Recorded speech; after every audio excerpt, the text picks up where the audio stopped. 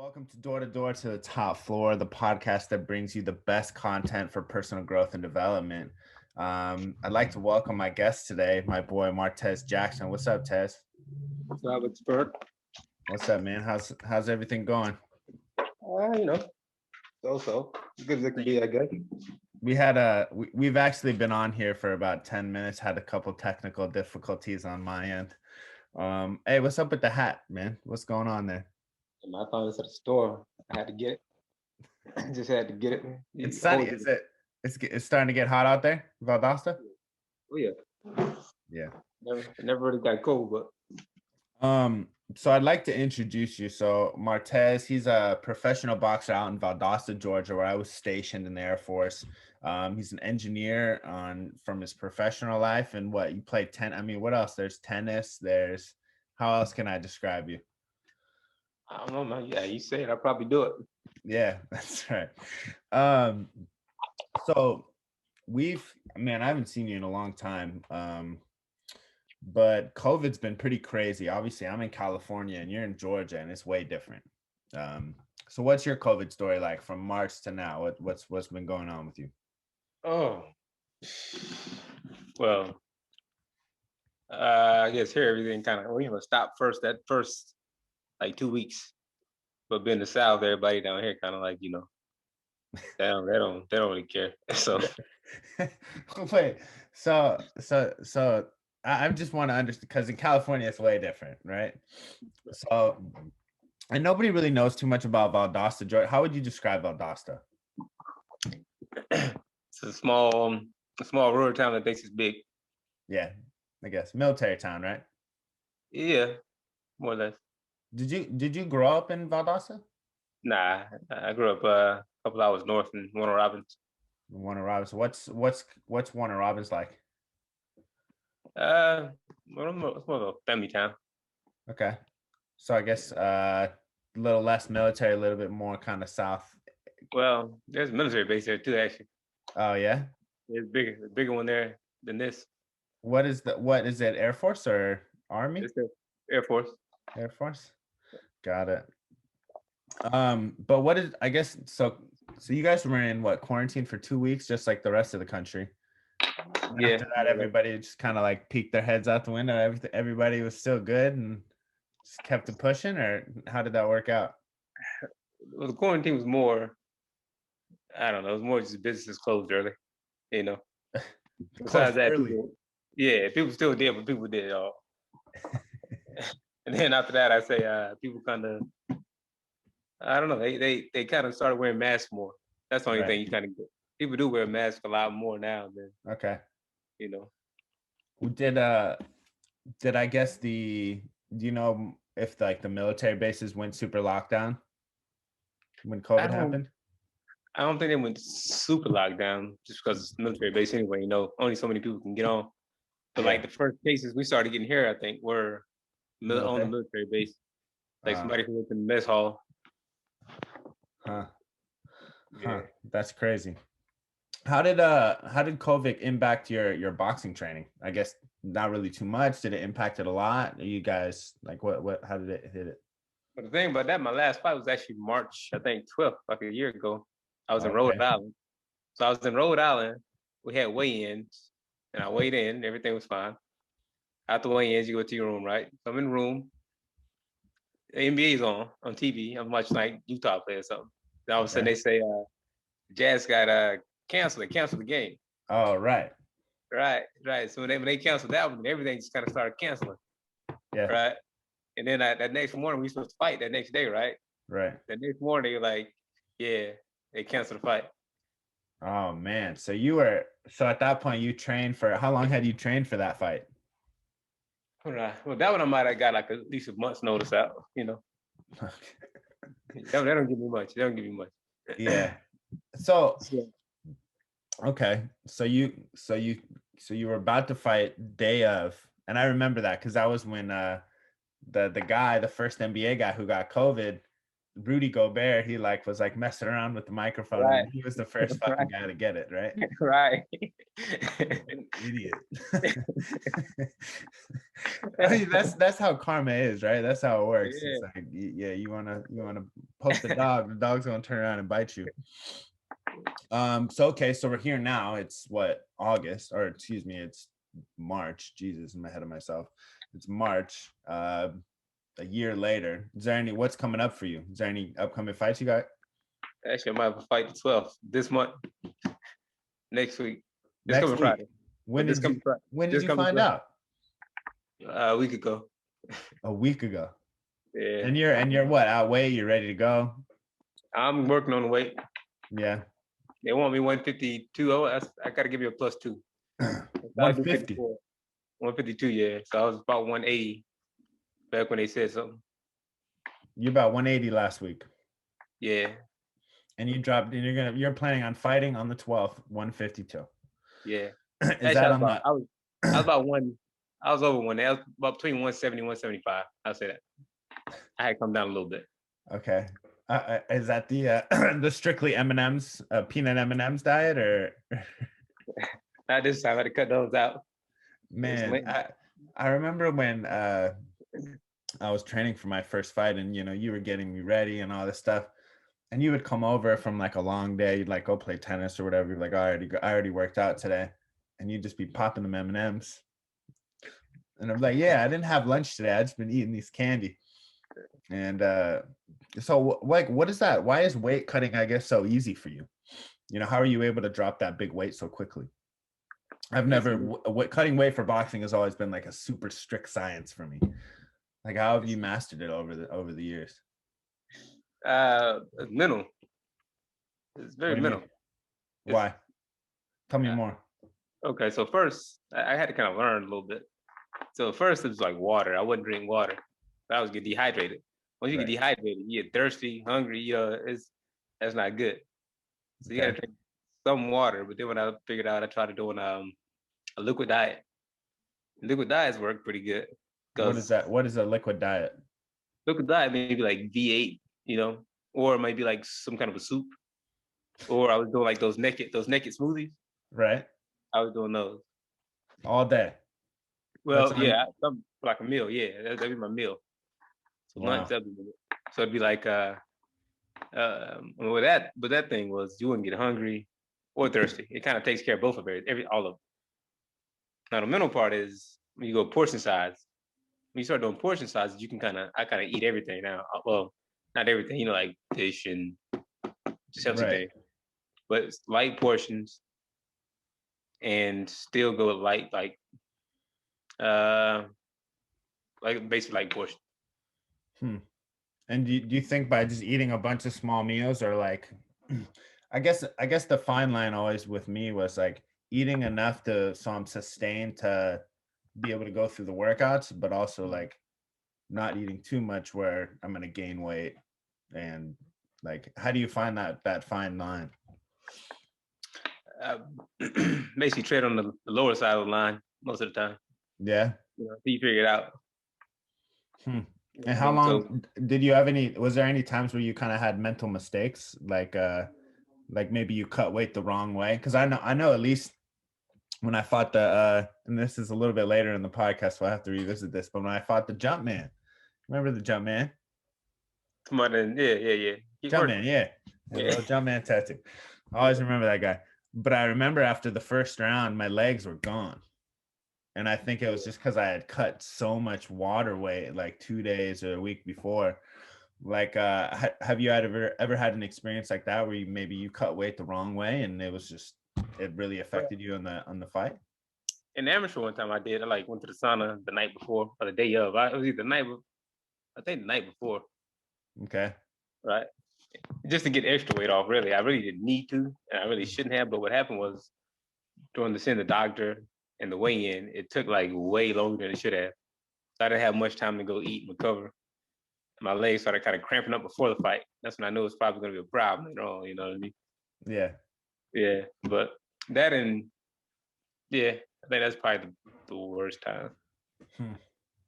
So amateur, you have to weigh in the same day you fight. Yeah. So all of the fight wasn't on me as much as it might have been on the people who organized the event. Right. And how cool it. Yeah. So I don't think I've ever asked you this, but how did you start boxing? Like, how old were you? How did you get started? Why were you interested in it? I always liked boxing when I was like young, watching what was it Tuesday Night Fights on ESPN or Friday Night Fights?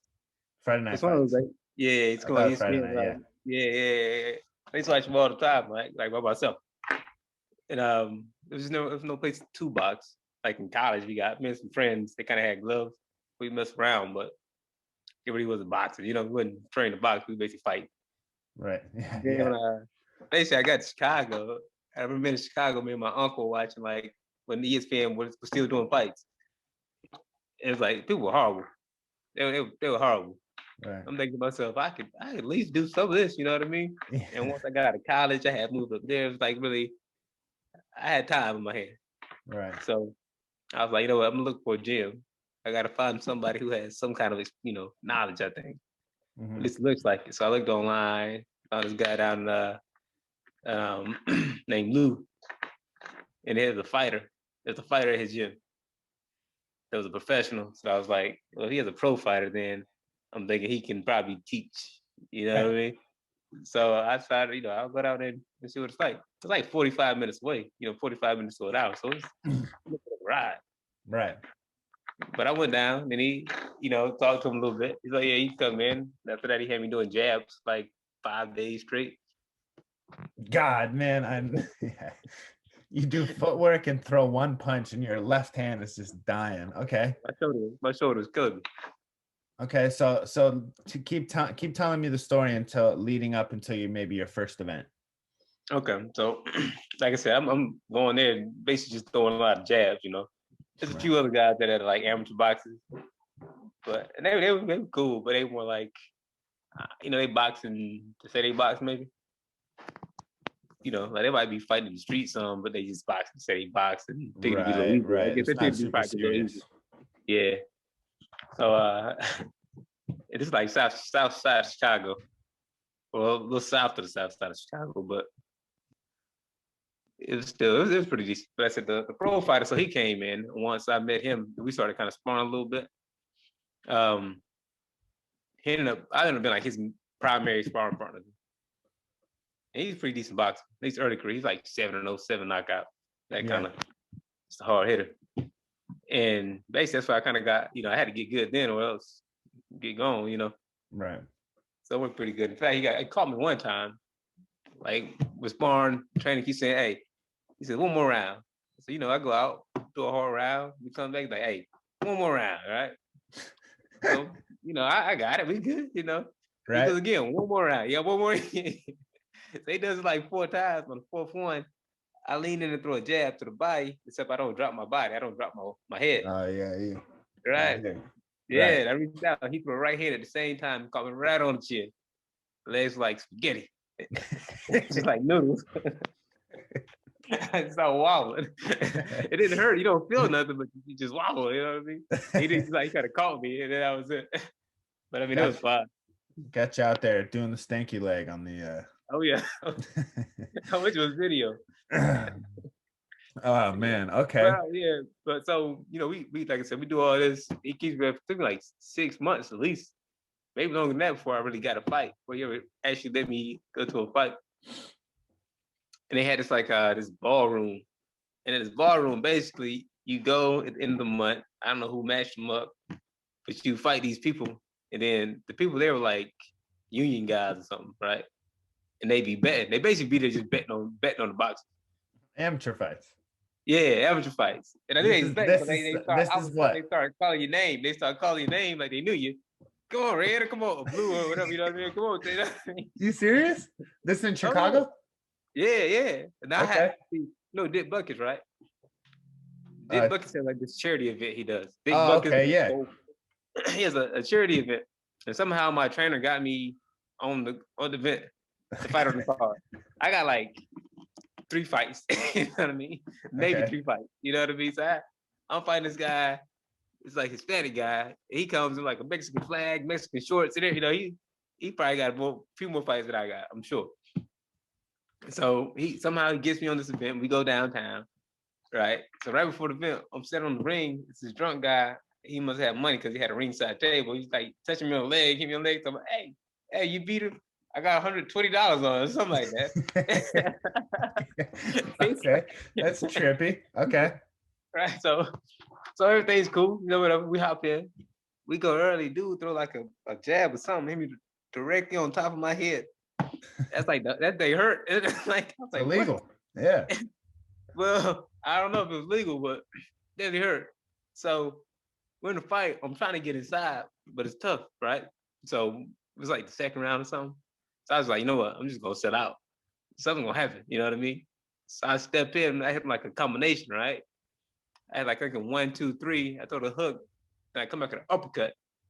When I came with the uppercut, I was coming back around to throw my 2 again. Then I didn't see him. Then I heard was boom, and he went down. Oh man. Okay. Yeah, so I dropped him. Right, I dropped him, and then when he got up, he kind of made it out the round. Because around the end of the round, we got to the next round, and I was trying to give it to him. I was trying to get him out, but he kept holding and grabbing, you know, the whole time. And then after the fight, so the fight ended. It was only, I think, a three rounds or something. Okay. So fight ends, and they actually give it to him. Everybody boos and everything. Yeah, everybody boos, and they give it to him. And the guy who touched my leg like gave me $60 still. He's like, he gave you 60. Yeah, he still gave me $60. I mean, you should have got the 120, right?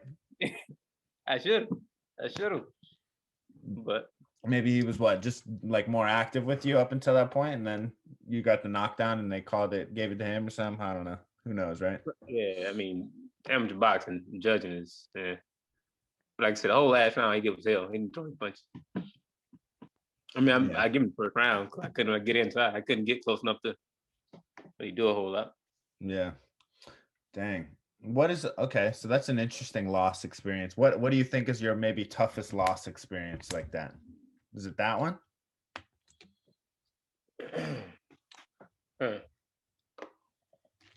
Nah, it has to be a different one, but I know the National Golden Gloves, I was in the semis, right? And I caught a guy, I almost dropped him too. He barely caught the bottom rope somehow. The fight was over. After the fight, you know, I go touch gloves like with his trainer, who was his dad. I heard him say, he said he won. He said, I won. And they ended up giving it to him too. Boxing is very interesting. I remember, I think it was the second fight. And I think because I was with you, with the other trainer that you had introduced me to. And I think we drove up somewhere far and there was nobody at 165. So I fought at 172. And the guy was real tall. I don't know if you remember. But like towards the end of the round, I remember me and you were working on the overhand right a lot. We were looking on the overhand right, and I hit him with that shot. And his eyes kind of like, you know, when someone shakes and, you know, they kind of feel it. Right. And it was a pretty close fight. It could have kind of gone either way. But I remember at the end of the fight, he like went and was like hugging one of the judges, and it ended up being his mom. And I remember just being so confused at that. There's a lot of that stuff that happens in amateur boxing, right? Yeah, I guess so. If I fought a guy like that in Atlanta, same thing. His mom was a judge. His dad was like worked with the team too. You know what I mean? And they first time we fought, I had him stumbling, like wobbling. You know what I mean? Right. And then they gave him that fight. Then we got fought 2 more times. I don't know why he wanted to fight me. And see, the second times when you have him skating and the referee steps in and give him the 8 count, there's nothing they can do. Yeah. So you fought Golden Gloves. I'm sure you fought in a bunch of big tournaments. You fought in Olympic trials too, right? Yeah, but the thing was, I only really fought on the national level. So how does that work? I don't really understand. Well, so like, okay, up to 10 fights, you can fight novice. Right. So if you fight a tournament, you won't really advance. You can fight the novice Golden Gloves, but if you win, there's no advancing. You just won your regional, whatever. Right. So when I was in Chicago, that was my 10th fight. I fought the Golden Gloves there, and I fought at 178, and I was probably 167 or something. Right. I really should have been to 165, but the trainer was like, "Don't worry about losing weight. You move fast enough, you hit hard enough, and we'll see what happens." Right. So I won it. I actually won it though. Okay. So he's right. Right.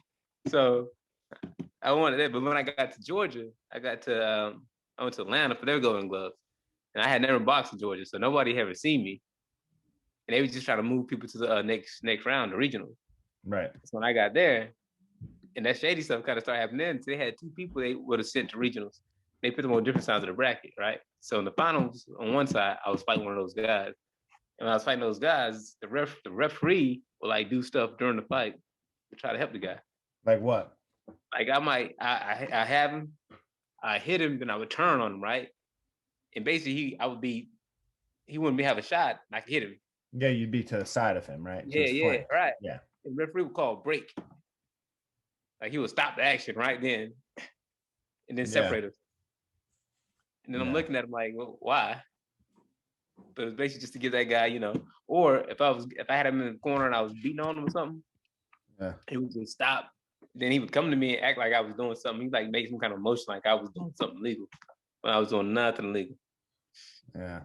Yeah. Boxing's always been really unique in the way, and maybe does that come from what, like back in the day with like the mob, like forcing people to take falls in the fourth, and like does that go back to there? I guess, right? Yeah. That was the money. You know, they had money and stuff on there. So yeah. I guess now it's favoritism. Money. Well, boxing in itself, boxing in general is as I heard guys saying one time, the game. That played the game. Right. And then, I know it started that early with amateur though, but it does. Yeah. Like for instance, when I was I went to Chattanooga and had a fight, right? One of the guys who was, I guess, one of the referees or judges, he might have been doing both. Him and my trainer was talking about him helping somebody else, you know, put an event together and how, you know, show them the game and whatnot. But how boxing works a lot of times is the promoter put on a show or an event, and he'll sell slots, right? And selling slots means you have a fighter, you want your fighter's record to get bigger, right? To grow.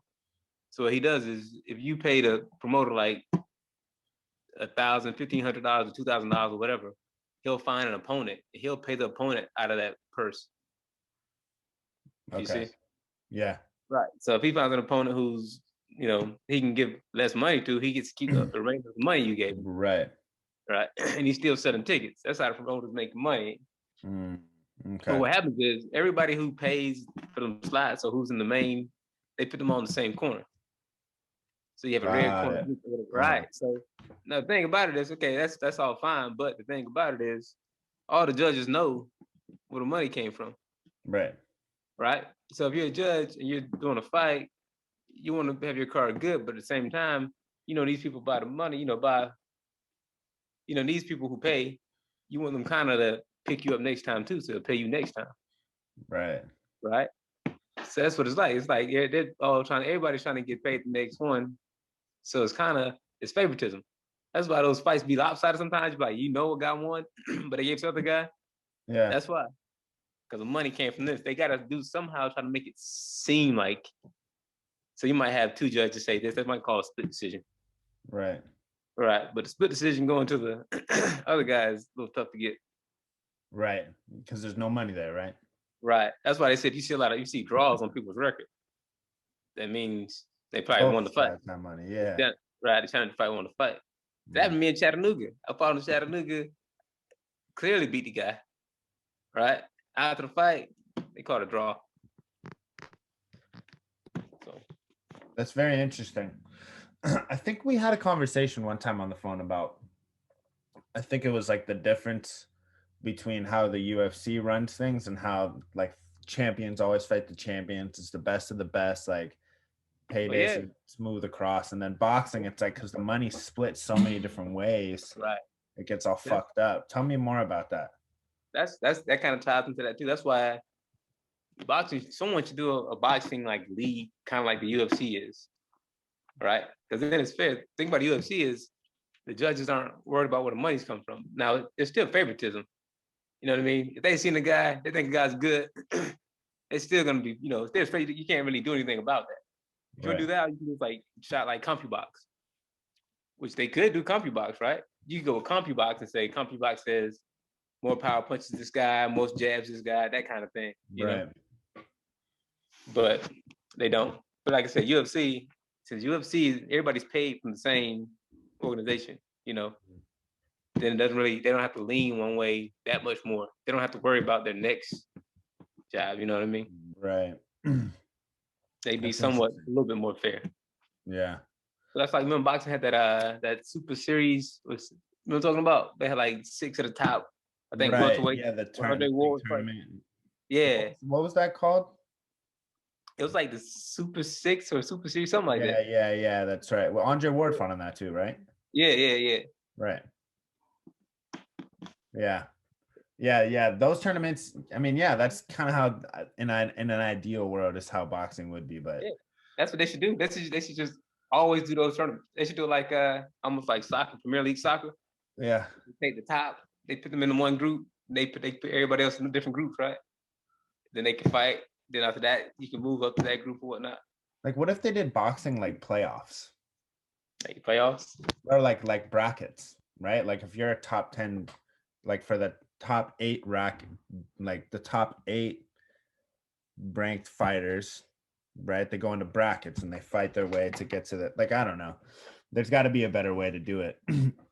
But back to kind of like fighting, me and you have sparred before, and I don't think you're very nice, but you're super nice outside of the ring, right? And you know, we built a relationship over the years through a buddy of ours, Josh, and your mindset switches, right? Like, you know, when you step into a ring, there has to be a switch where you're kind of, you come a different animal, right? That beast comes out of you. Talk to me about that process and your mindset when you get in the ring. For me, I'm actually now just starting to be more of a beast. Like I am a little too nice, I think, still in the ring. But like I told you, like, you know, your first couple fights, you don't feel your legs, Right. because adrenaline. Right. You know what I mean? You know you're standing up. You don't know what you're standing on, but you just know you're standing up. Right. Right. So you always got to get to the point where you can kind of relax and first know what it is that you're doing. Right. To a boxing event. And then at the same time, after that, realize that the person over there is not trying to be nice to you. Right. So if they can get you, you got to be able to get them. Is it more of like, for you, is it more of like a strategy, like a chess match, or is it more of like a, I'm going to take this guy's head off kind of thing? Because I think there's two different sides in fighting, where some people want to, they want to break you down and beat you, like a Lomachenko or a Terrence Crawford. And then there's like the Mike Tysons or like the big punchers that just fucking take your head off. Like which side do you feel like you lean more on? I think I lean more to the chest side. Like I try to set up things. Like I want to set up things, you know, I want to go hit low, jab low, get your hands and come down, throw overhand right, or mix things up. Want to see what you're doing, see how I can turn on it, that kind of thing. Right. Now, you're obviously training in a, like you started boxing in Chicago, you told me, right? And then you came eventually. So how long into boxing did you come back to Valdosta? So I started about 09. So it's about a few years, I guess. Couple years.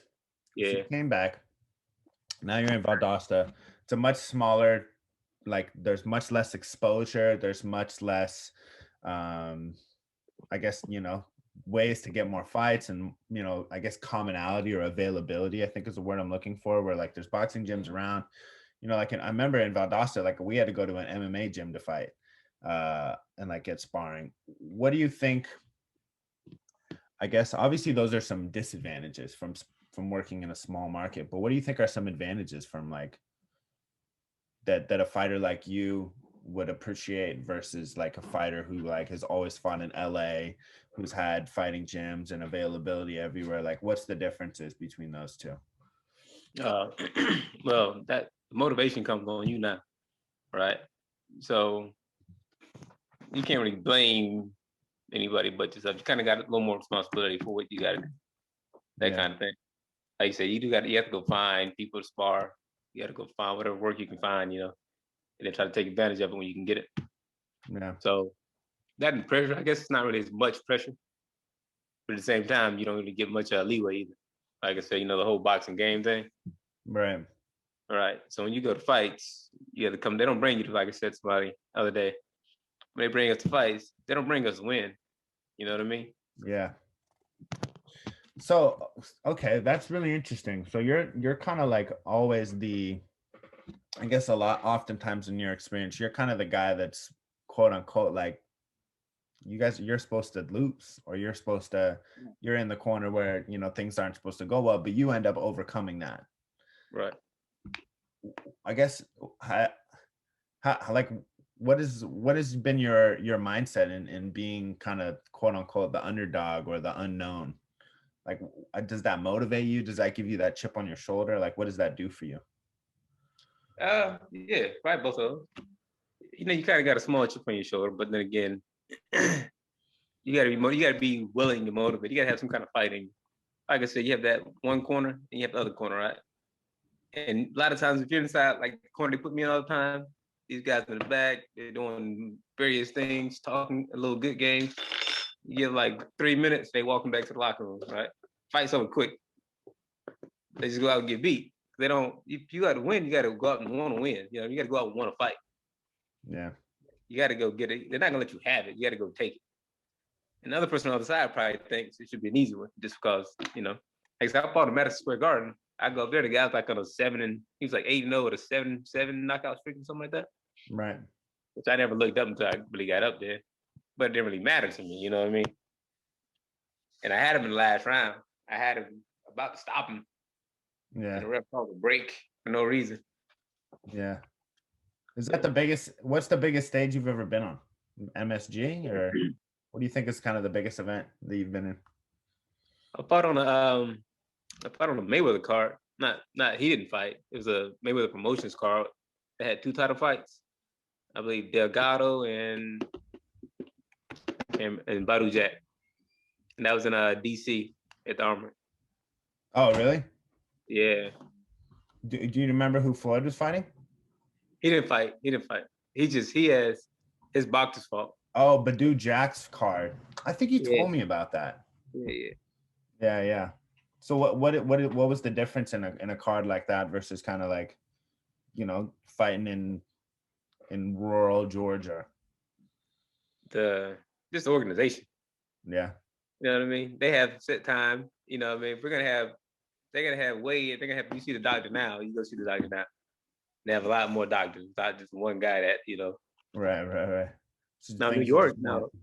Yeah, up in New York, Madison Square Garden, they were pretty organized.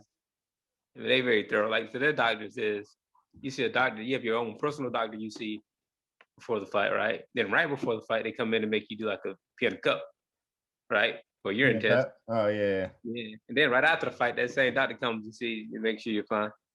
Yeah. But I guess other places, it's like maybe a high five and a good luck. Hopefully, it's all kind of, it's like that. Let me ask you the opposite. What's, I guess, the most kind of bizarre kind of scenery that you've been in like a fighting experience? So you walked in and it was like, talk to me about that. Was it the guy with that gave you $120 to get the win? Well, I'm thinking that one though. The thing was, that fight was at night, right? And usually you weigh in, you weigh in before the fight early. Right. But I remember going. Yeah, I remember going at night. But that means we had to like weigh in like right before the fight. If we weighed in, I can't, but I don't remember. That's the only thing I was worried about that one. Besides that, but I did a nightclub one in Atlanta once. You fought in a nightclub? Yeah. It was very unorganized. Yeah. Like, they used one like my scale, that was the official scale they used, the scale I had, I think. Oh, really? Yeah. So, okay, so you've been boxing for what, how many years now? Like 10 years? 10 plus, a little over 10 years, yeah. What's the end goal for you with boxing? Hey man, it's like I said, I was always trying to push this out before I can go. Yeah. I don't fight to lose. Yeah. I don't need the money. It's not like I need a job to box. Right. Where could you see it going? That's what's gonna have to happen now. I'm about to find out the next year or so. Yeah. All right. Then I gotta stop some people. Gotta make a statement, right? Yeah. I guess at least for me, I've you know, I don't know if I ever took it that serious, but I definitely took it serious at that point. But I think there's a lot of big lessons in boxing. And for me, the two biggest lessons were preparation, right? If you don't prepare, like you definitely pay for it. And that shows in your sparring, that'll show in your fights, that'll just show in your workouts. If you're not preparing, like you get punished for that. And second, I think would be just kind of the ability to control your mind when you get hit with hard shots, or like you're just in that last round and you don't want to, you know, or that last mile you got to run, whatever it is. Those are kind of two big lessons that I took away from boxing. But you've been boxing longer than me, you know, you've been boxing 10 years now. What are two big takeaways you've taken from boxing that you've been able to, I guess, apply in your normal day-to-day life? Well, that's what people always say about the getting hit thing. And I tell people in boxing, in boxing, when you make a mistake, you know you make a mistake. You know right then, right? So it teaches you that. You got some accountability, all right? If you make a mistake, you pay for it. Sometimes you don't, you get lucky. But if you make a mistake, you pay for it. And that, like you said, your mind. Like so the adrenaline, what makes you tired, what kind of zaps you sometimes is the adrenaline, your own adrenaline, right? You get to a little spat, your adrenaline's going, you start throwing punches after that, you're going, you're tired. So now when you're tired, what are you gonna do? Like that's another lesson you learn. So when my back's against the wall, I'm tired, do I push a little bit more? Do I just get in? A lot of people fold. Are you somebody who's gonna fold? You know, some people fold, look for the first option out. You know, they get a little close, a little touch from a body shot, everybody lay down on the floor. Yeah. Yeah. So you learn a lot about yourself, what you kind of got down inside. Yeah. I definitely agree. And I think that's, unless you've boxed or like have gone through it, even just one amateur fight, like it's hard to explain that experience, or the experience of like I remember the moment when my legs were gone and I just like couldn't move. Like you said, they got the spaghetti legs, right? I was just like, things aren't making sense. Your brain is doing something completely different than your mind. Trying to learn how to get those two to work together is yeah, super beautiful and hard as shit.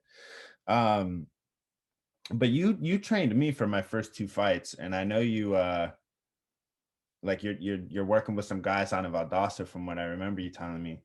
Do you like, what is it about teaching that you like? Do you like teaching? Is that something that you enjoy? Is it more of like there's not really many people to work with, I need to get some work, so these guys, they work for now? Like, which one do you think it is?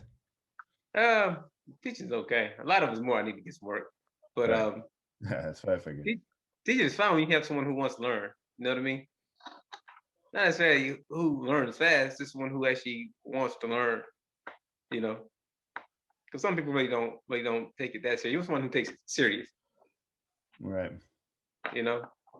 And it's always, I don't know, teaching anything really. If you're teaching anything from boxing to math or whatever, the thing is to help somebody learn something new, right? Mm-hmm. But Yeah. Have you ever thought about like, would you ever want to teach like on a scale, or not really? Nah.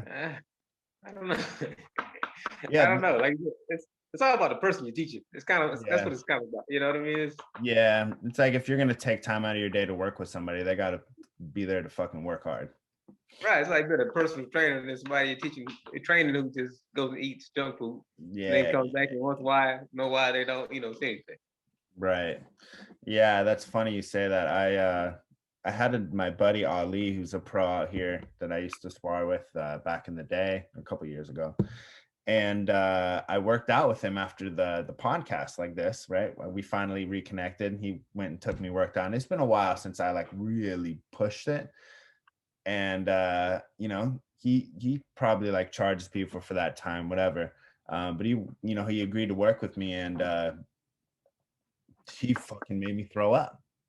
I yacked. We did like 6-7 rounds. He had me running hills, running the stairs. It was terrible. But then at the end, he was like, I was like, man, like, I promise I'll be better next time. And he was just like, at the end of the day, if you work hard, that's like, it's worth it then, as long as you're out here working hard. So I can kind of relate with what you're saying. And that kind of brings me to my point. I just want your perspective on this. So some people use boxing for like you want to fight, you want to compete, kind of like yourself, right? You want to see how far you can go with this. And there's also people who like they love boxing because it's the workout and like it keeps you mentally sharp and you learn things. And also, you know, you want to learn how to defend yourself, whatever it may be, which I've been kind of trying to teach, right? I told you about, I've been doing this little shady boxing fitness thing. And I'm more trying to bring in people that are just interested in the workout part of it, right? Right. For the, you know, for the single mom or the overweight dad who hasn't worked out in 10 years, or just, you know, people that need a gym. But how do you, you know, right now I'm training in the backyard, like trying to grow the business. I guess there's businesses like that. Like I know Floyd Mayweather is doing Mayweather boxing and fitness, where it's like just a workout, but it's more of kind of a class, right? But I think my vision is more along the lines of like actually teaching boxing, but also because the one-on-one is where you learn, right? At least for me personally, I don't think I ever would have gotten this far with it if I was just in a class every day, right? You got to sit with the trainer, work one-on-one. So that's kind of the difference in versus a class. How would you suggest you could scale that business? Like how what if that was you and you were me, what would you try to do to grow that business? I mean, like you said, it does the one-on-one aspect helps a little bit. So like I did kind of help out at MMA gym. I did like a little boxing lesson. And that's basically who were there. People kind of some people who wanted to box, there were some people who just wanted to exercise, and then some people who wanted to exercise plus a little bit of, you know, confidence as far as self-defense. Yeah. Right. And you do gotta have that. You have to teach it. Because really you can tell people how to do things, the punches, but you really gotta have a little bit of one-on-one to show them how to do it correctly. And they kind of Right. get more engaged that way. I noticed, right? Mhm. So, but as you say, you have the class, right? Have the class so I guess to a certain amount of people where over the time frame of the class, you can at least do at least one round with each person. Yeah. And then you can have something maybe two people at one time. Because you Right. know you need them to work with each other. Right. Yeah. Right. But I mean exactly how you kind of mentioned it is how you can probably grow it. You grow it like that. Do a little bit of one-on-one with these people. Yeah. And then over a class session, maybe limit your class to where you can at least do at least a round with each person. And then Yeah. when I help at the end of the class, I have like this little burnout thing. And it basically like a line, you know what I mean? So everybody does a burnout until you like mess up, and then we just kind of rotate through it. Yeah. Yeah. I'm gonna have to bring you by once I eventually have a space. I'm gonna come out. Yeah, when? I don't know. I'm gonna come out. I gotta come out. You come out soon, You sooner than should, later. man. You should. Well, I really appreciate you taking some time to get on with me today. You know, I'm sure you dropped a lot of wisdom here for all of us, so I appreciate it.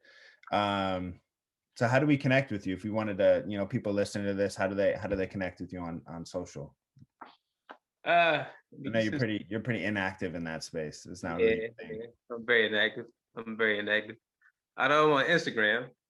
Where can we keep what can we keep a lookout for you if we want to see you fight? Where can we see some upcoming news? What should we keep a lookout for? Sheesh, I really don't know about that one. They can come from anywhere, man. Yeah. I might have to give them to you, and then like you.